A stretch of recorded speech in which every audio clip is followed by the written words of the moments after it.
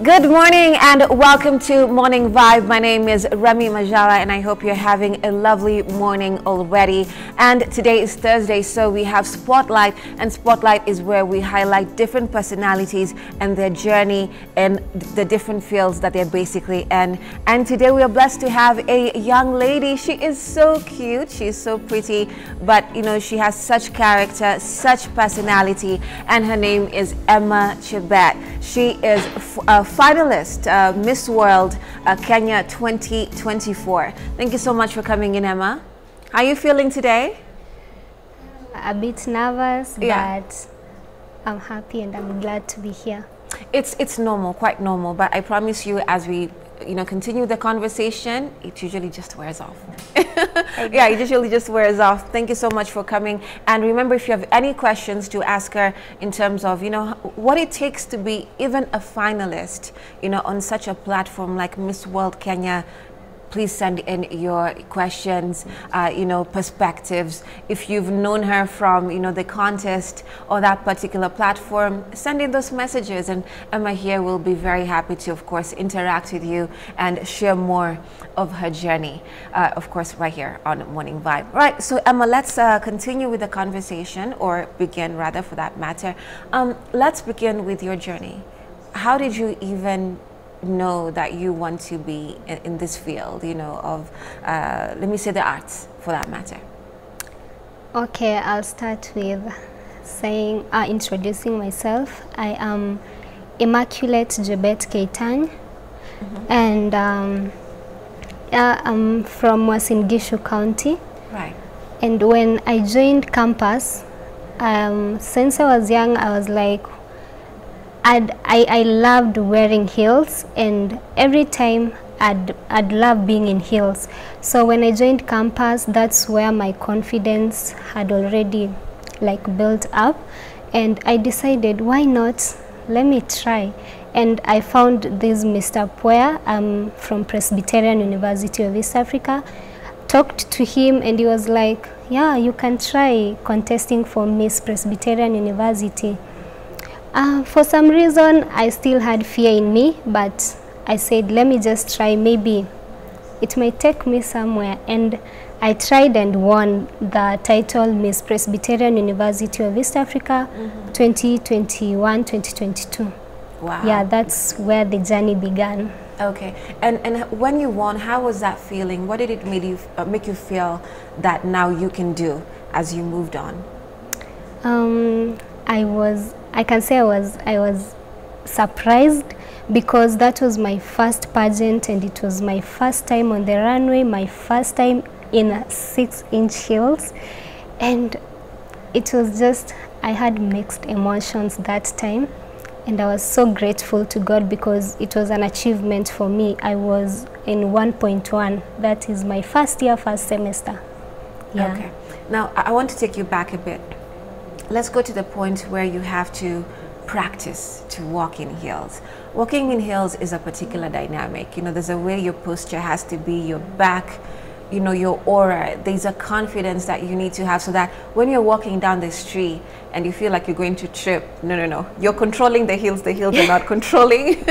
Yeah, so sure. just give us that process on how you practiced and then you finally found your confidence and posture while walking in heels.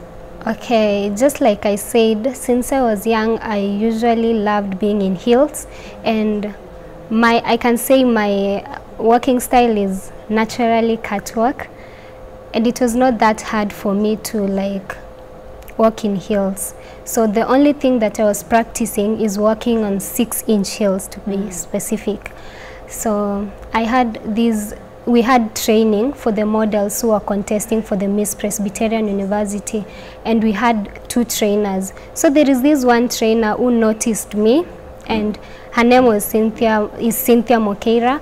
She really inspired me, and because she was the first runners-up Miss Presbyterian that time. So I was like, I can't do this. People have moved, because they've been practicing. Remember, I'm in first year, first semester. and I'm competing with third years, second years, so they practiced way back before even I joined. So she noticed me and held my hand. She put me through it, telling me the turns and all that, showing me how to do it, how to execute them. Yeah, and that the rest is history. Yeah. Okay, now let's get into the journey. Let's fast forward a bit and get into the journey now. When you're considering to be in the Miss World contest, how did that begin? I can say it's still the same girl, Cynthia Mokera. She pushed me. She was like, you can do this. You have all it takes. Like, you're beautiful. You can speak. You can walk. You have the body. Let's do this. And that was in 2022. I tried the Miss World Kenya and I didn't even get to the top 17 because there is a procedure you're put through, and then they'll get the finalists. What is that procedure? It's training. A lot of things happens.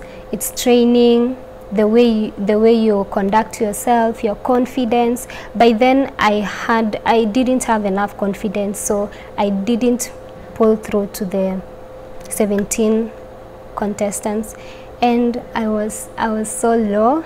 I felt like, I don't know how I felt that time, but I was so disappointed. But she kept on reminding me, and also my mother, they kept on reminding me that you can do this, and that's why I repeated, like I went back this year. I see. Yeah. Okay, so I need you to elaborate a bit about the confidence perspective, because I think people hear but they don't understand what it means, and sometimes one can really trivialize what the confidence of such a contest is supposed to mean. You know, people are like, they're just beauty queens, they just wear good clothes, you know, they make their hair nice and everything, but that process is grueling as compared to what you went through in university, right? Yeah, so you find even girls like you know, who've maybe done that for years, they're confident, they're beautiful, you know, they know how to walk, they have a particular aura, you know. So how was that? When you say confidence, exactly, package it. What does it mean? Yeah, okay. I can say confidence first starts with how you feel about yourself, your self-esteem, how you view yourself, because if you're in such a competition, you'll meet girls who you feel that they're intimidating, but they are not. You must like be, how can I put it, the way you dress, the way you carry yourself, the way you talk, the way you catwalk, because it's a package. So confidence starts with the way you feel about yourself. So there is different types of confidence when it comes to pageant. You can be confident in catwalking, but you're not confident when it comes to answering questions. So that's where you differ from the other competitors, yeah. Okay. Now, when it came to 2024 this year, you know, how did you enroll and what did you do different that even earned you a spot among the finalists? How did you get through the different stages?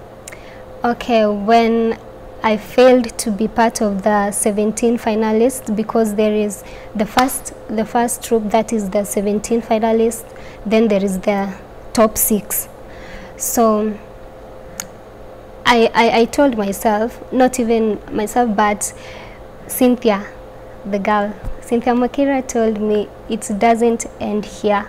My mom, my dad also, they were there for me. They talked to me. I was so low, but they were like, you can still do this. So I decided to try other pageants. There are these small pageants and the ones close to Miss World. I tried them all, and the one that gave me the most like confidence was the Miss Birmingham Kenya. I was able to contest and got the second position. That was the Miss Birmingham Kenya ambassador. That was before you did now the Miss World this year? Yeah, before I did the okay. Yeah. Okay. So I had like quite a number of pageants that I tried. I won some, and some I was like second, or yeah.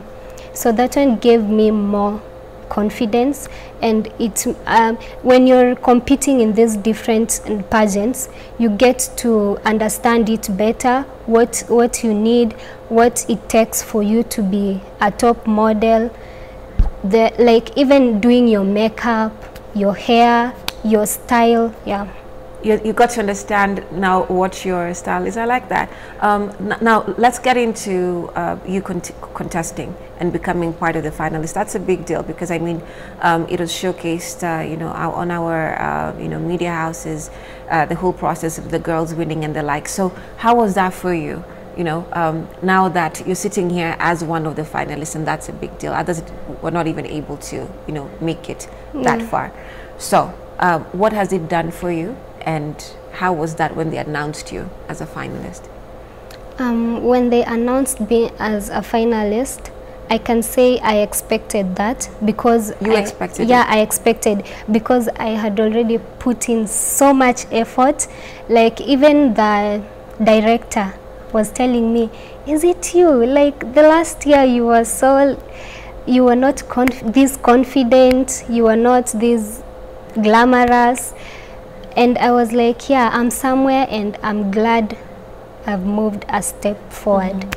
So when they called me as a finalist, I was grateful, and I felt like, yeah, my dreams are coming true. Yeah. Okay. So what can you say then your style is? Because you say you found a way to, you know, to understand who you are better, what you like more, the things that you want to portray, the things that you don't want. So who is Emma in that sense? Okay, when it comes to style, I'll start with my face. I love doing my makeup because I understand my face better. It's not like I don't want someone else to do my makeup, but I feel like, no, I know I understand my face better, so I know what works for me and what does not work for me. I have understood my body. Now I know what clothes or attires to put on these occasions and that. Okay, so what is that style? Can you say it's contemporary? Can you say it's a bit swaggy, it's classy, it's sassy? I can say it's a bit classy. Yeah. It's classy. It's not sassy. Yeah, it's not classy. Sassy.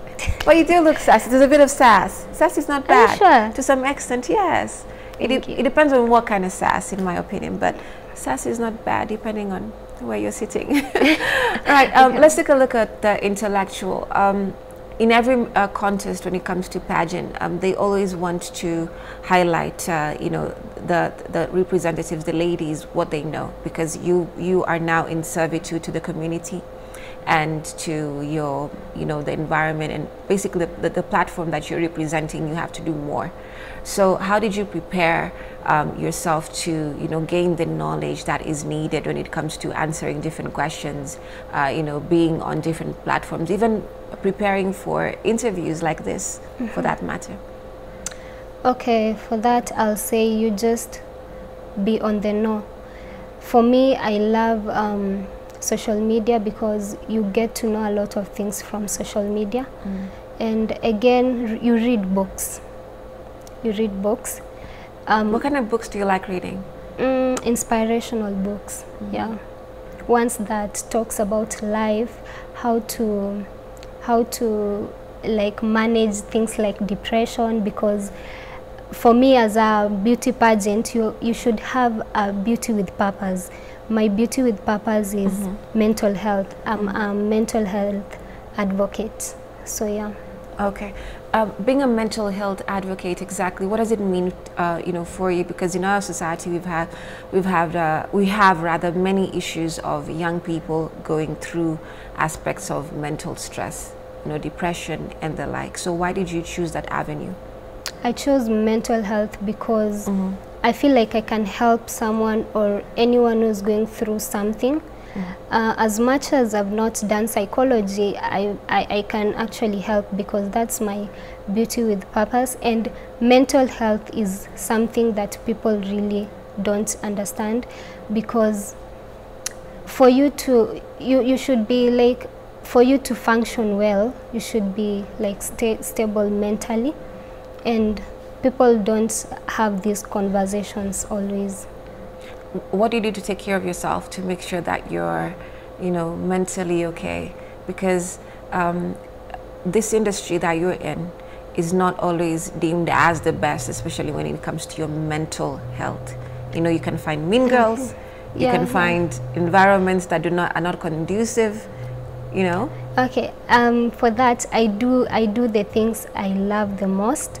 I talk to people who make me feel confident about myself, because in pageant, you should feel confident about yourself. You should believe in yourself, believe that you're beautiful, believe that you have a nice body, because that's one of the requirements.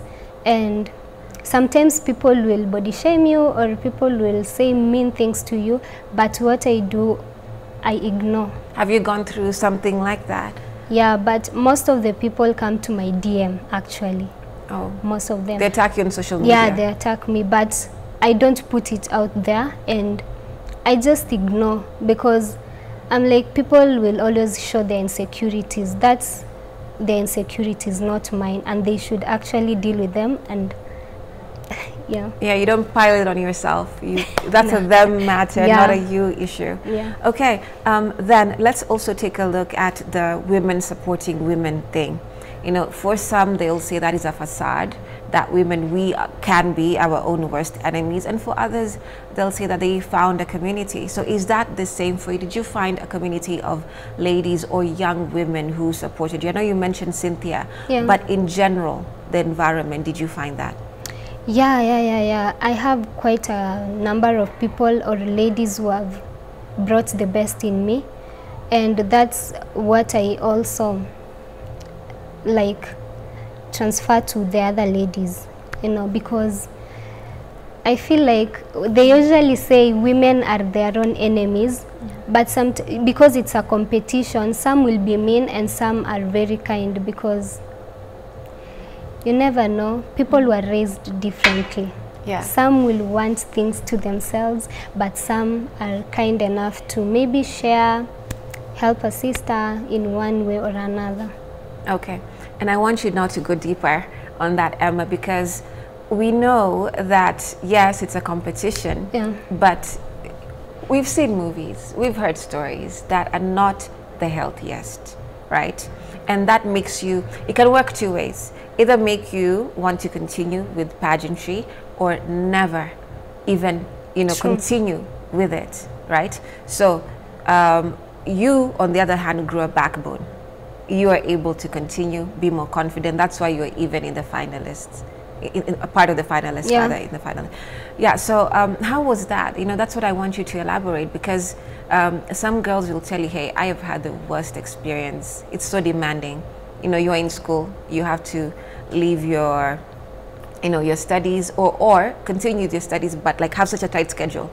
I'm doing my classes at this time, I'm finishing. Also, you want to know, how did I manage to be? Yes, and still manage the negativity, because the truth of the matter is, that's the other end of it. It's not just about getting over it, but, others will tell you, hey, I literally fought for my life. And I'm on the other side, so that they're happy that they, came through on the other side. Yeah, you can elaborate that. Okay, you want to know from the ladies helping each other, or?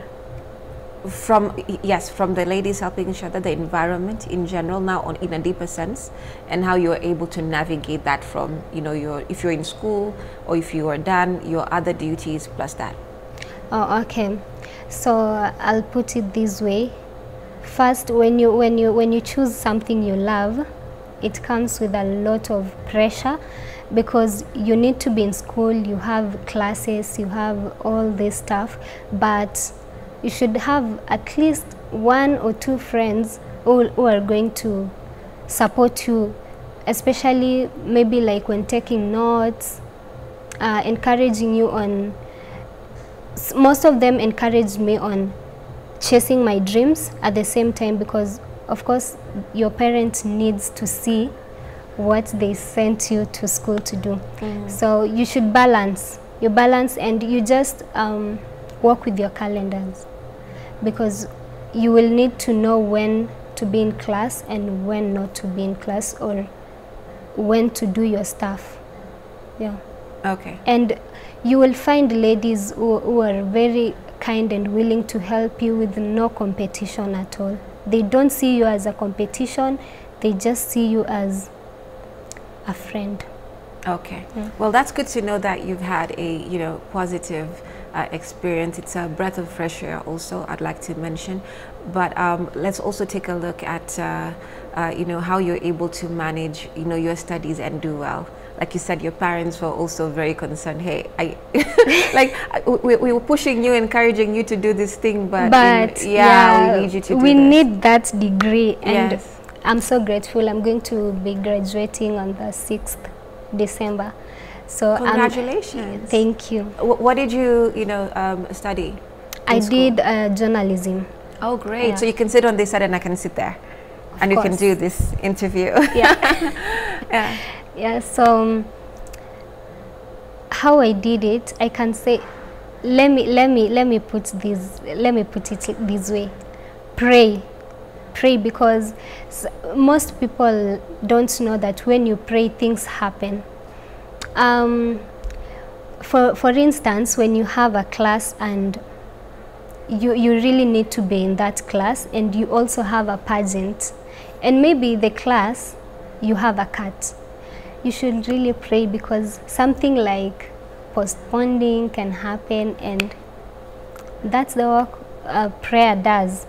So I pray a lot, and just like I said, having friends who got your back, like you can actually multitask when you have people who are supporting you. Okay. Yeah. So you can do your schoolwork and still be able and to... late nights. And late nights. Late night what? Schoolwork or late night work? Pageant, yeah, because most of the time you can go to school during the day, and then, or you read at night and then do your pageant during the day. Wow, that must have been very busy. So when you're saying at night, do we mean like late into the AM, like you're practicing and rehearsing, and then you have to go back and you know? You can have, for Miss Birmingham, Kenya, we had like 2 weeks boot camp, and it was you come in the morning, then you go back in the evening. So during those times, and you know, after those 2 weeks, you know, you have exams. So during the day you do the pageant, and then at night you read for your exams. You go back and study. Yeah. That's a lot of focus. That's a lot of commitment. Yeah, you know? sure. Yeah, and I can see why you're saying that you need to have a good support, you know, group, because that ties back into that. All right. So you will not have time to maybe concentrate on the things or people who wants to bring you down, because you know what you want. You'll make sure, for me to be mentally okay, I talk to people who understand me better, who are connected to my journey in one way or another. And yeah, I feel like it makes life a little bit easier. Okay, I'm happy to know that. All right, Emma, we're taking a short break. We'll be back with more of this conversation. Do stay with us.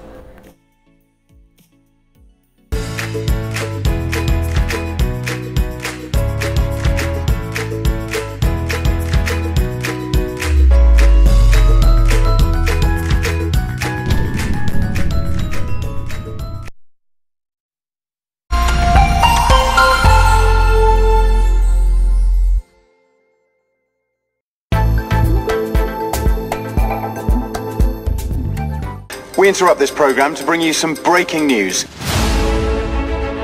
Meet the team of undercover teenage spies working for a fictional version of the secret intelligence agency known as the MI9.